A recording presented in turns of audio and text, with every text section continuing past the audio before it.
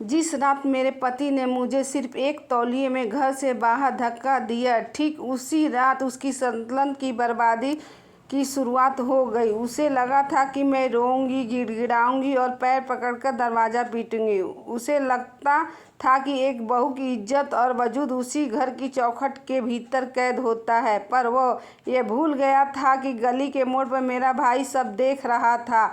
उस काली रात के बाद देवराज सिंह कभी किसी औरत को कमज़ोर समझने की जुर्रत नहीं कर पाया। मेरा नाम मीरा राजवंशी है।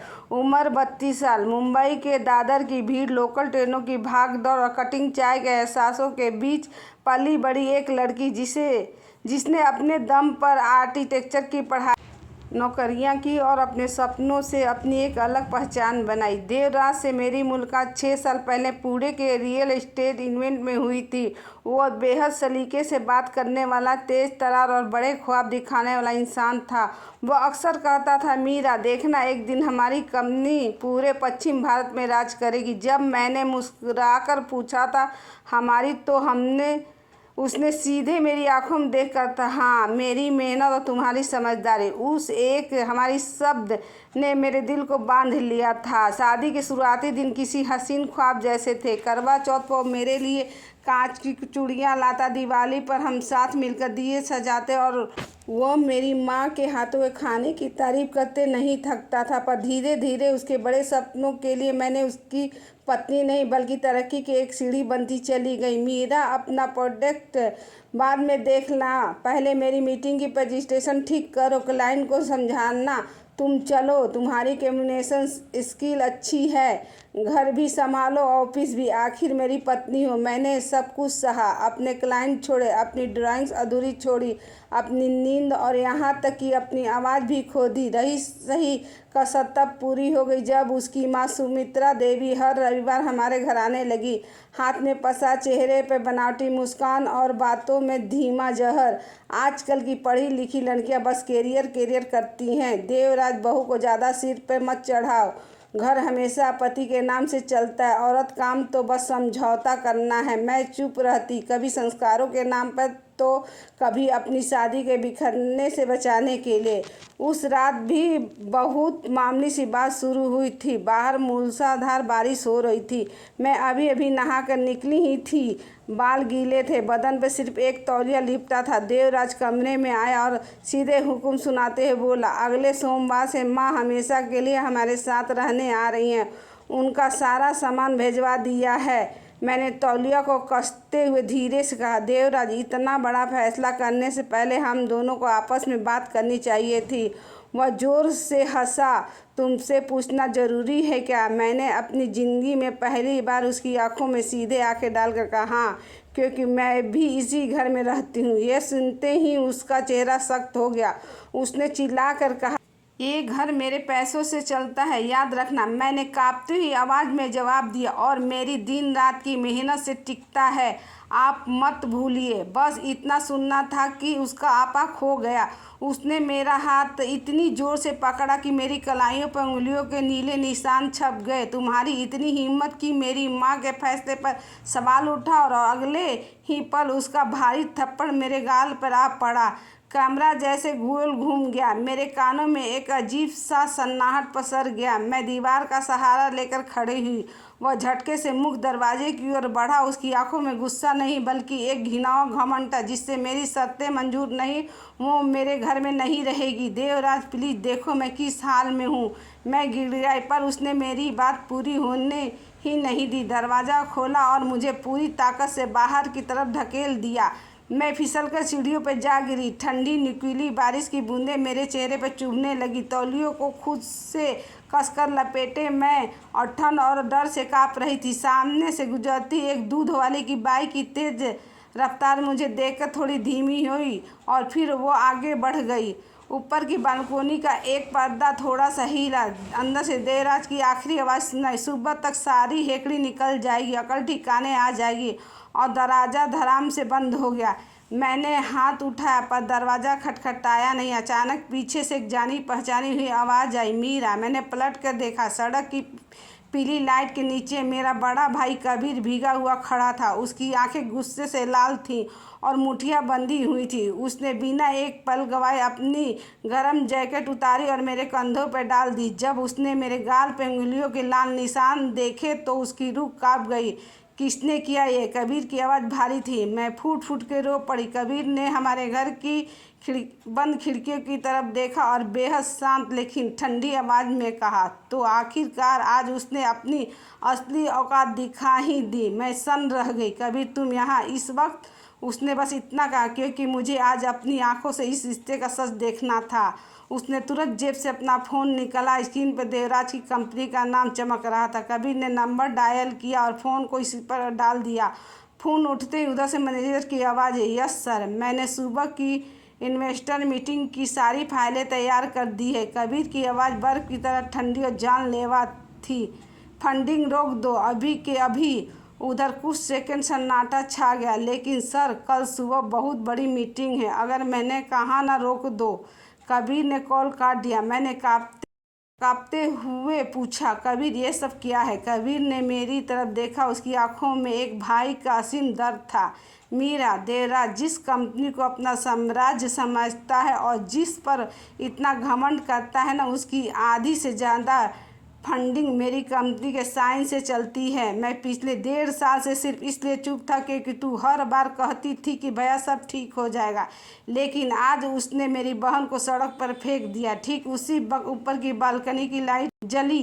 देवराज ने पर्दा हटा कर नीचे झाँका। शायद वो यो देखने आया था कि मैं रो रही हूँ या नहीं। लेकिन जब उसने मुझे कबीर के साथ खड़ा देखा तो उसके चेहरे का रंग उड़ गया। कबीर ने ऊपर देखते हुए पूरी ताकत से दहाड़ कर कहा, बारिश में किसी बेबस औरत को इस हाल में घर से बाहर फेंकने से कोई मर्द बड़ा नहीं बन जाता। देवराज सिंह, आसपास की कई खिड़कियां खुल गई। बदनामी के डर से देवराज बौखलाकर नीचे भागा और मुख्य दरवाज़ा खोला।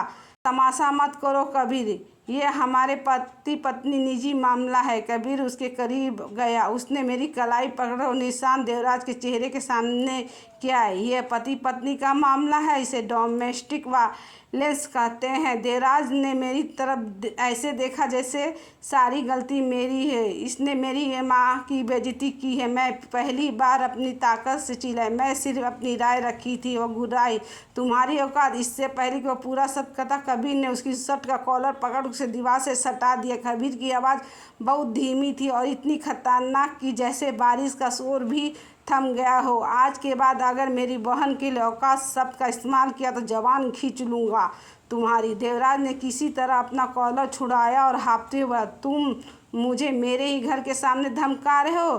कबीर ठंडी हंसी हंसा, यह धमकी नहीं, तुम्हारी बर्बादी की शुरुआत है। जिस प्रोजेक्ट के बूथ तुम हवा में उड़ रहे हो ना, उसकी फाइनेंशियल कल सुबह तक पूरी तरह सीज हो जाएगी।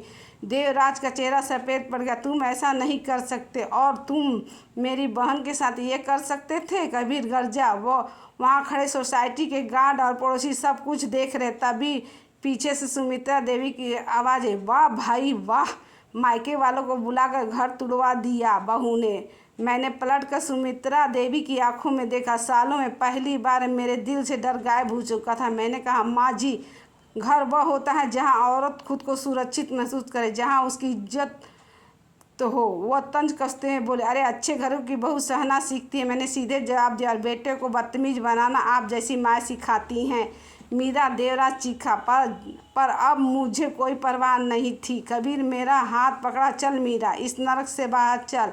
मैं 2 कदम आगे बढ़ी, फिर रुक गई। मैंने उसे भीगे हुए घर, उन दीवारों की तरफ देखा जहां मैंने अपने वजूद को घुटते हुए देखा था। मैंने कबीर की जैकेट को कसकर लपेटते हुए देवराज से कहा, नहीं कबीर, जाने से पहले एक बात बाकी है। मैंने देवराज की आंखों में आंखें डाली। आज तुमने मुझे इस हाल में घर से निकाला है ना, कल मैं वापस आऊँगी, लेकिन अपनी कोई चीज़ या कपड़े लेने नहीं। उसे उपहास उड़ाते हुए पूछा, तो फिर क्या लेने आओगी?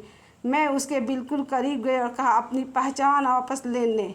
उस रात मैं कबीर के साथ उसके घर चली गई, पर कहानी वहीं ख़त्म नहीं हुई। अगली ही सुबह पूरे मुंबई के बिजनेस गलियारों में सिर्फ एक ही खबर आग की तरफ फैली, देवराज सिंह का सबसे बड़ा ड्रीम प्रोजेक्ट अधर में लटक गया। इन्वेस्टर ने खींचे हाथ।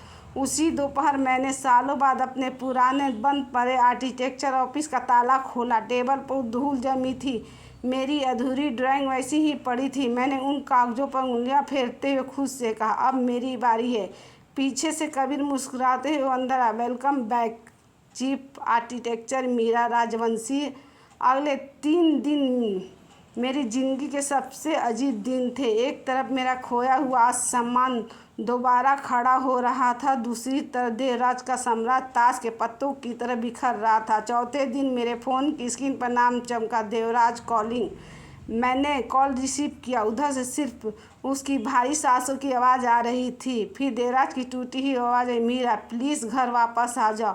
मैंने ठंडे लफ्ज में पूछा, कौन सा घर देवराज? वो झल्लाया, अब ड्रामा बंद करो। जो हुआ गुस्से में हुआ। मैं पहली बार उसके सामने खुलकर हंसी। गुस्से में लोग आज ऊँची करते हैं। देवराज अपनी पत्नी को आधी रात सिर्फ एक तौलियों में सड़क पे नहीं फेंकते। उधर सन्नाटा छा गया। फिर उसकी आवाज़ में चालाकी आ गई, देखो इन्वेस्टर हाथ पीछे खींच रहे हैं, मीडिया तक बात पहुंच गई। अगर ये बात फैली तो बदनामी हम दोनों की होगी। मैं समझ गई उसे मेरी नहीं बल्कि अपने समाज में अपनी झूठी साख की चिंता थी। मैंने कहा, तुम्हें ज़िंदगी में पहली बार डर लगा है ना? और डर वही महसूस करता है देवराज जिससे लगता है कि सब कुछ हमेशा उसके कंट्रोल में रहेगा। मैंने फ़ोन काट दिया। 3 दिन बाद मुंबई के एक बड़े आलीशान होटल में देवराज की अर्जेंट इन्वेस्टमेंट मीटिंग थी। यह वही प्रोजेक्ट था जिसके दम पर वो खुद को रियल एस्टेट का बेताज बादशाह समझ रहा था। मीटिंग शुरू होने से ठीक पहले मैं कबीर के साथ उस कॉन्फ्रेंस हॉल के भीतर दाखिल हुई। पूरा हॉल अचानक शांत हो गया। वहाँ मौजूद कई बड़े इन्वेस्टर मुझे जानते थे, क्योंकि इस प्रोजेक्ट की शुरुआती डिज़ाइन और ब्लूप्रिंट मेरे ही बनाए हुए थे। देवराज मुझे वहाँ देखकर अपनी कुर्सी से खड़ा हुआ। उसका माथा पसीने से तर था। मीरा, तुम यहाँ क्या कर रही हो? ये हमारा पर्सनल मामला है। मैंने पूरे हॉल के सामने खड़े होकर कहा, नहीं देवराज, ये पर्सनल नहीं, ये कैरेक्टर का मामला है। वो मीडिया कैमरे ऑन हो चुके थे। मैंने बेहद शांत लेकिन गूंजती हुई आवाज़ में कहा, सज्जनों, जिस इंसान पर आप लोग करोड़ों रुपए का दाव लगाने जा रहे हैं, उसने महज 4 दिन में अपनी पत्नी को आधी रात को सिर्फ इसलिए घर से बाहर फेंक दिया क्योंकि उसने एक फैसले पर अपनी राय रखने की हिम्मत की थी। जो इंसान अपने घर की लक्ष्मी और उसकी मेहनत की इज्जत नहीं करता, वो आपके पैसे और भरोसे की कद्र क्या करेगा? चारों तरफ फुसफुसाहट और थू-थू शुरू हो गई। एक बुजुर्ग इन्वेस्टर ने अपनी फाइल बंद के खड़े होकर कहा, आई एम आउट। हम ऐसे इंसान के साथ बिजनेस नहीं कर सकते। देखते ही देखते पूरी मीटिंग खाली हो गई। देवराज घुटनों के बल बैठ गया। उसका घमंड, उसकी साख, उसका साम्राज्य, सब कुछ उसकी आंखों के सामने खत्म हो चुका था।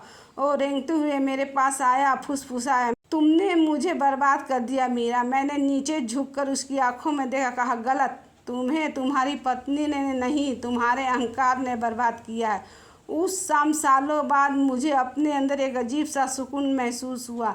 मैं अपने ऑफिस में बैठी नई डिज़ाइन पर काम कर रही थी कि तभी कबीर एक नई फाइल लेकर आया। मैडम आर्किटेक्चर, आपके पुराने क्लाइंट आपका काम देकर वापस आ गए हैं और वे सिर्फ आपके साथ डील साइन करना चाहते हैं। मेरी आंखें भर आई।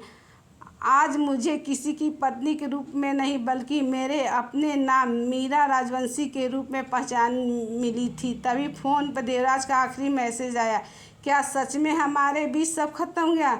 मैंने सिर्फ एक लाइन का जवाब टाइप किया, जिस रात तुमने मुझे तौलिए में सड़क पर फेंका था, हमारी शादी उसी रात मर चुकी थी और मैंने उसका नंबर हमेशा के लिए ब्लॉक कर दिया। 6 महीने बाद जहाँ मेरे सोलो आर्किटेक्चर डिज़ाइन की प्रदर्शनी लगी थी, मीडिया मुझसे पूछा, मिस राजवंशी, आपकी शानदार कामयाबी का राज क्या? मैंने मुस्कुरा कहा, जिस दिन एक औरत अपने अंदर का डर छोड़ देती है, उसी दिन उसकी किस्मत और उसकी दुनिया बदल जाती है। पूरा हॉल तालियों की गड़गड़ाहट में गूंज उठा। भीड़ के बीच कबीर गर्व से मुस्कुरा रहा था। उस पल मुझे शिद्दत से एहसास हुआ कि